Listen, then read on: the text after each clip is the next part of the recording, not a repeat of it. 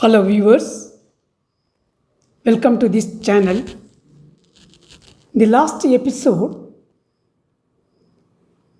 we saw what is personality, the definition, and theories of personality also we discussed. So in this episode, we are going to see the application part of this personality concept in organizational behavior. Before that, what are the major personality attributes, characteristics which are relevant for organizational behavior? Major personality attributes. One is locus of control, Machiavellianism, self-esteem, self-monitoring, propensity to take risk, and type A personality and type B personality. These are some of the major personality attributes which are relevant in the study of organizational behavior. This list is not exhaustive. There are more also, like achievement orientation and so on. So we'll see what are these attributes. Number one is locus of control. What do you mean by locus of control? This concept, locus means the center, the axis. Where do you think the control exists? If you think the control is within you, then you are categorized as internal. If you think the control is outside you, maybe the fate, maybe the God's favor, or someone's superior's recommendation, something. You don't think that the control, what is happening to you, is not the result of yourself, but there is some external force. You believe in external force for all that is happening to you, then you are categorized as external. Locus of control. Where do you think the control exists? If you think the control is within you, you are creating your own destiny, then you are categorized as internal. If you think there is something outside is responsible for all that happening to you, then you are categorized as external. In organizational setup, those people who are being rated high on this locus of control, that means the internals, they are in managerial positions, leadership positions, commanding positions, because they believe they are responsible for what is happening to them. So those who rate high on this locus of control score, they are in such positions. On the other hand, those who put the blame on somebody else outside them, they are in subordinate jobs because they need someone to control them. They don't believe in their own capabilities. They are believing somebody must control. These people are in the jobs like clerical jobs or some low-level positions in organizations. This is how this concept of locus of control influences organizational behavior. The second one is Machiavellianism. Who is Machiavelli? He is an Italian political thinker, philosopher, 16th century political philosopher. What is his concept? Machiavellianism is the degree to which an individual is pragmatic, maintains emotional distance, and believes that ends justifies means. The people with this attribute, those who score more high marks, we call them high marks. Those who score more on this attribute, namely Machiavellianism, they are interested in acquiring power. In fact, this Machiavellianism philosophy is being followed by many of the politicians today. They want to acquire power at any cost. Power at any cost. That is why the ends justify means. You can use anything to acquire power. This is what Machiavellianism concept. You can use anything to acquire power. Ends justify means.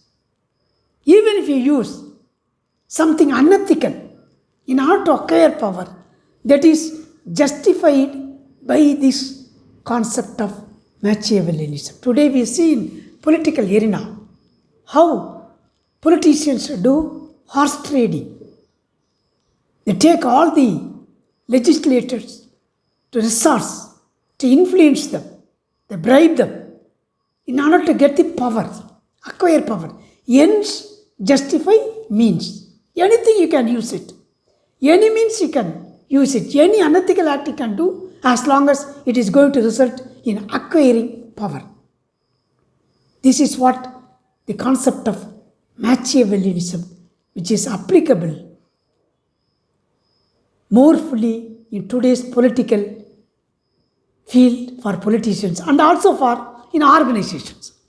Those people who are getting the rating high on this score, Machiavellianism, they are called high marks.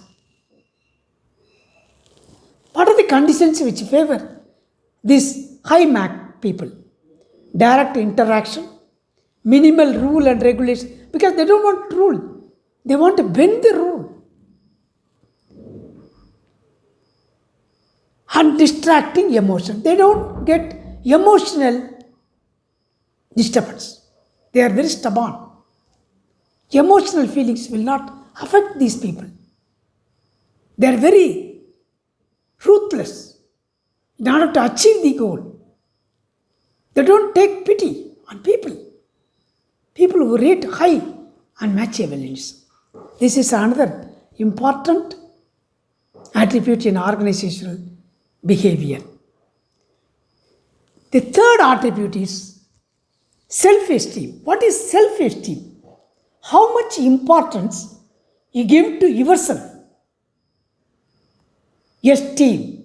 Self-esteem means the importance you give to yourself.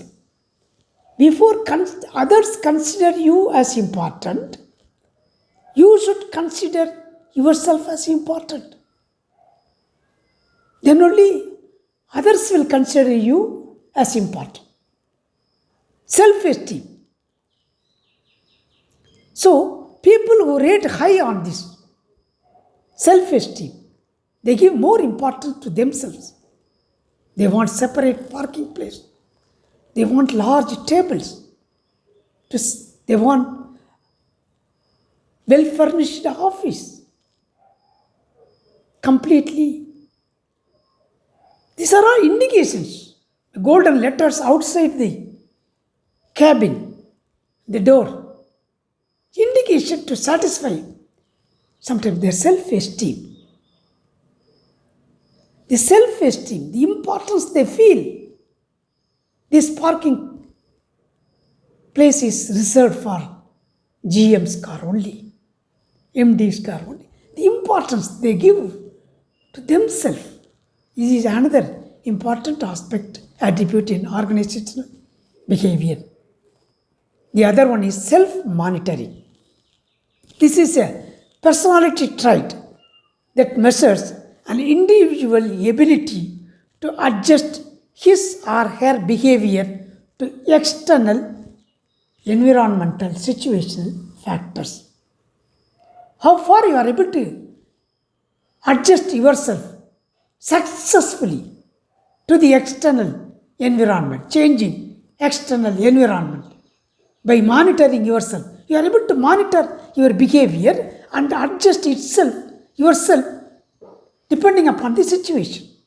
This is another important personality trait in organizational setup.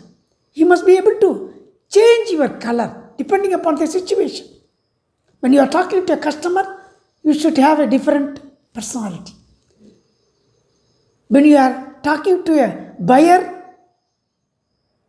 when you are talking to a supplier, you should have a different personality, dominating, negotiating personality. When you are talking to higher officials, a different personality. When you are talking to subordinates, a different personality.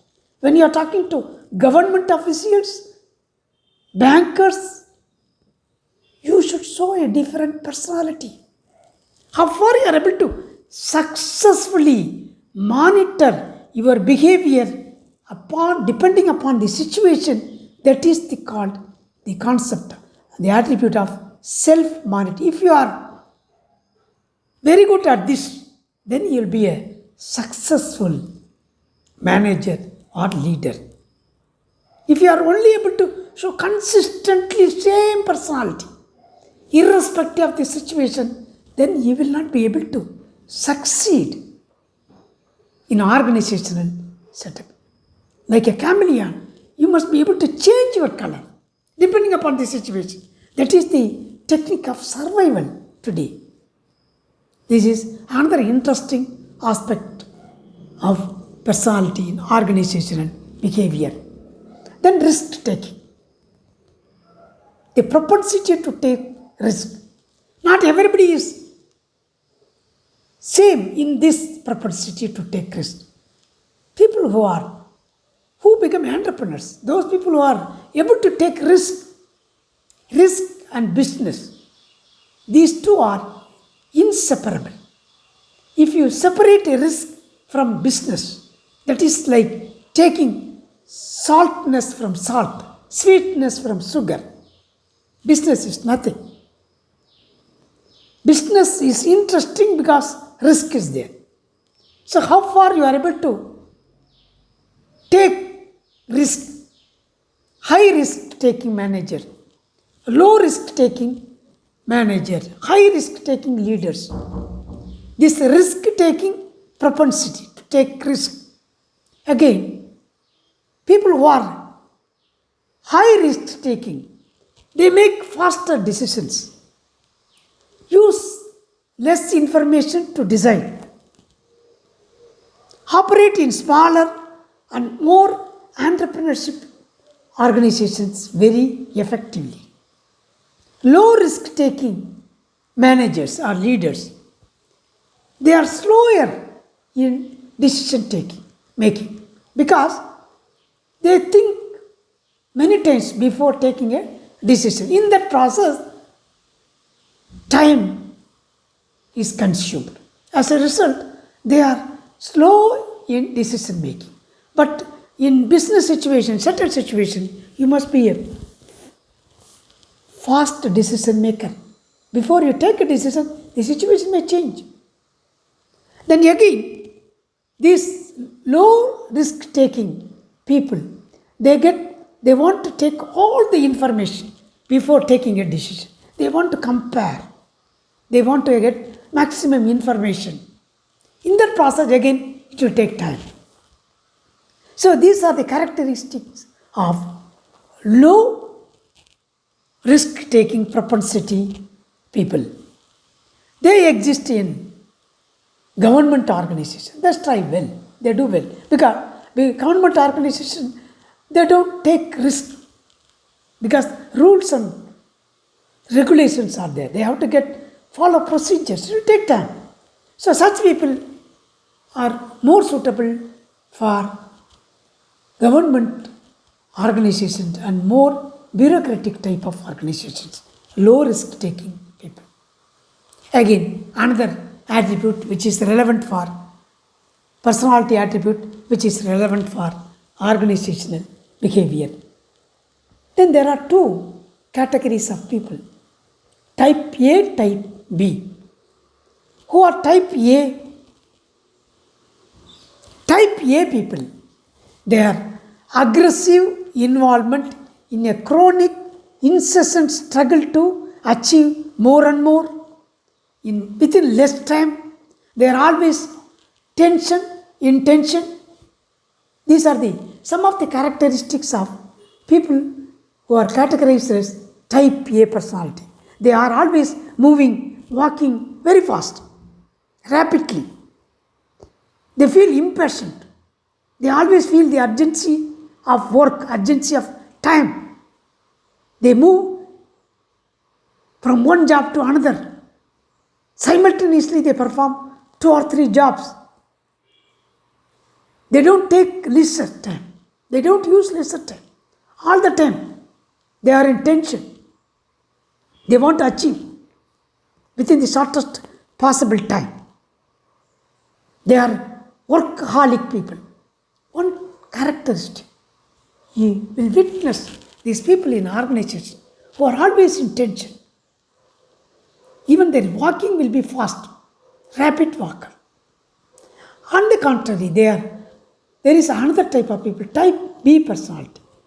They move very slow. Okay. They don't feel the time urgency. Even there is an urgency, they don't feel it, the need for the urgency. They enjoy leisure time without guilt. That is another important. They don't feel guilty of wasting time in leisure activities, even though when there is a lot of work. Type B people, they are very casual. They can relax without guilt. I used to tell in classrooms, type A, type B personality, you can witness when you are doing invigilation work, examination hall. Some students will come very fast and will be in tension. And they will drop the question paper. They will be waiting anxiously to get the question paper getting distributed. As soon as they get the question paper, they will go through it very fast. They are in tension. But some people are there, some students are there who are very relaxed. Even when the question paper is given to them, they don't care. They just keep it aside and then they do other work like putting the margins and finally they say they are very relaxed. They don't get tension. Two categories of people in the same classroom. Exam hall. Type A, type B. These people are there in organizations also. People who are always very fast, want to complete the task within the specified time as early as possible, and who are more like categories of workaholic, like alcoholic. Is obsessed with work, achieving something. Again, another important personality characteristics which is relevant in organizations' behavior. Next, we move on to another interesting theory called John Holland personality job fit theory. It's a very interesting theory. According to this theory, there are 6 personality types. One is realistic, investigative, social, conventional, enterprising, artistic. 6 personality types. And then six, John Holland classified personality types into six major types, and he identifies the jobs that are suitable for each personality type. He finds a relationship between job and personality. The job must fit well with the personality. It should align itself. Personality and job must align well. If it is not fitting, personality is not matching to the job, you will feel tension. Either you will quit the job or they will ask someone to quit because the matching is not there. That is why when they do advertisement, they specifically mention the personality characteristics that are needed for the job. For example, sociable, outgoing, very good at negotiations, thick-skinned. In advertisement, we want people with thick skin. They are not disturbed by emotion. The job is like that. So even for individual, when they select a job, they must see whether their personality is matching with the job. What are these personalities? That is why this theorem is called John Holland job fit theory. The job must fit with the personality. According to him, how it comes? Okay. There are mainly realistic personality. Who is realistic personality? People with this personality type, they prefer physical activities that requires skill, strength and coordination. They don't prefer mental activities. They prefer physical activities like mechanics, drill operator, machinist, okay, electrician. Those who prefer to do physical work, realistic personality. Then second, investigative personality. According to John Holland, investigative personality.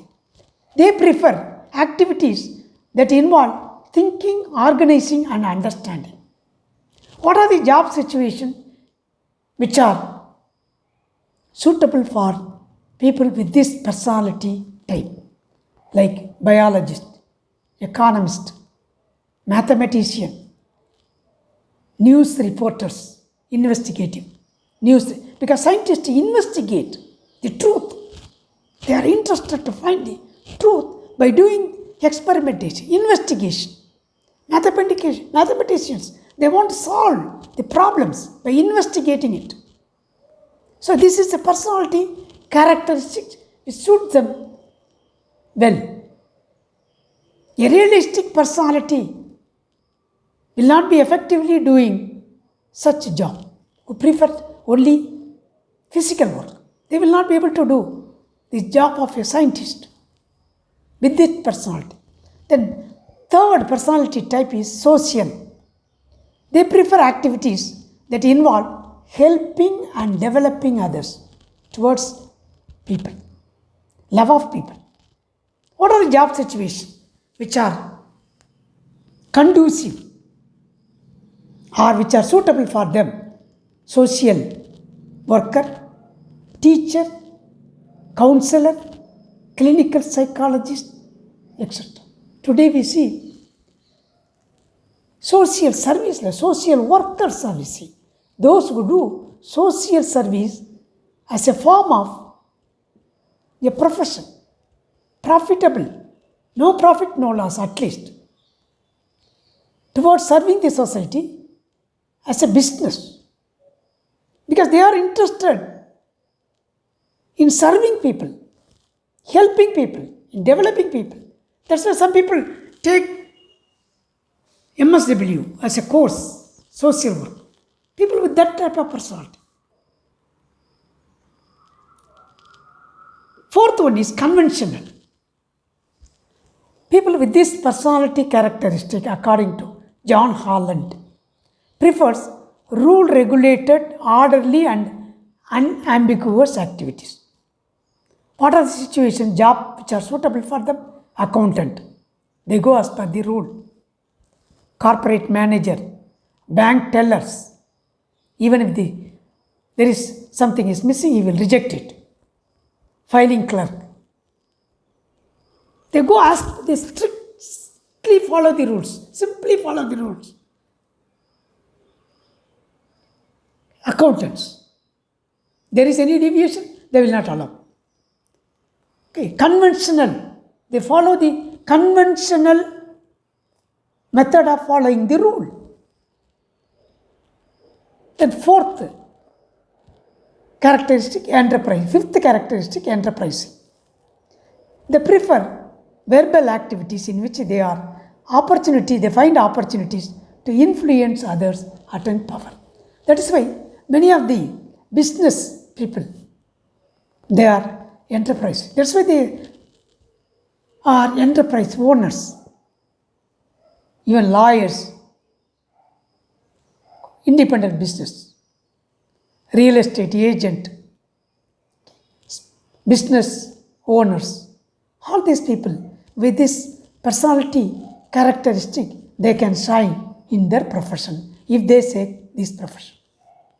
Then sixth personality type is very interesting, artistic. Those who prefer harmony in forms. Harmony. Those who prefer unsystematic activities that allow creative expression. They are very creative people. Artistic mind. So what are the jobs that are suitable for them? Like advertising, managers, advertisement creators, filmmakers, painter, musician, writers, interior designers. Those who look for, people who look for beauty in harmony.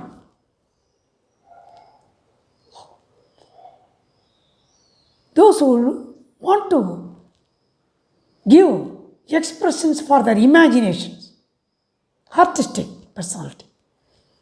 They will shine as a musician, as a painter, as a storyteller, as a novelist, as an advertisement creator, filmmaker. People who have this personality type, those who are creative, they will not be controlled by any rules. They want to have free expression. They want to express themselves freely. So the jobs which are suitable, they should select such jobs only. Then only they can shine in their jobs. The personality must match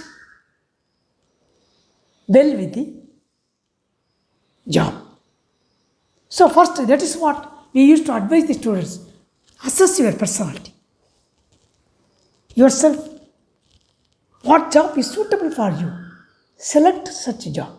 Then only you will be able to do the job effectively. If there is a mismatch between the personality, your personality and the job, then you will not be able to continue. With peace of mind, you will get tension because your personality is not matching with the job. So you should identify your personality and the job in which you will be able to perform effectively and then put in that job only. That is what the highlight of this theory. Again, you see this diagram, you can see how it matches. Closer. For example, realistic and investigative. These are two closer. They can adjust. Even in a realistic personality, in an investigative job, they can somewhat pull on, adjust. But if they are in the opposite, social, A personality job which requires social type, they will not be able to survive. Opposite, enterprising personality will not be able to survive in investigative job situation. Conventional personality will not be able to survive in artistic jobs. Opposite definitely cannot survive. Closer, though you cannot do the job effectively, still you can pull off. So the lesson is, there are different personality types and there are different job situations. We have to find out which job situation is matching with our personality and select the job accordingly. Otherwise, we will not be able to perform effectively.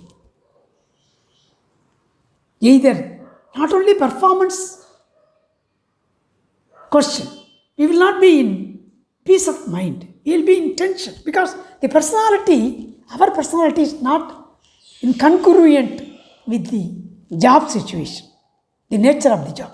So, all of us must identify the job situations which match our personality and then select only those jobs which are incongruent with our personality type. That is what we call the same wavelength of our personality type. Otherwise, we will be feeling dissatisfaction in job because of mismatch. So this concept of personality job fit is very much important in organizations. Not only for organization, for individuals also. To identify the job which are very suitable for us, for our personal, for individual personality. That is, we have to find out. That is what we used to advise students.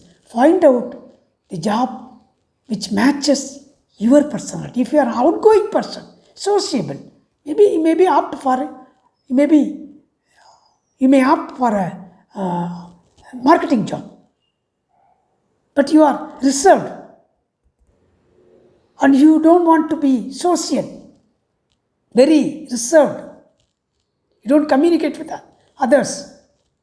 Then the job of salesmanship will be a disaster for you. Not only for the job, but for you also. So accordingly, if you go as a programmer within the walls, you'll be able to perform well. Because the nature of your personality is, you are an introvert. You prefer to work yourself. So you have to select such a job which will be good for yourself and for the organization. That is why organizations, they make lot of efforts in identifying right type of people. They even specifically put it in advertisements. We want people with this personality characteristics. So with this, we conclude this interesting topic, personality, and how it is finding applications in organizational setup. So we will meet in the next episode, the next topic. Thank you for your patient listening. Thank you all. Thank you very much.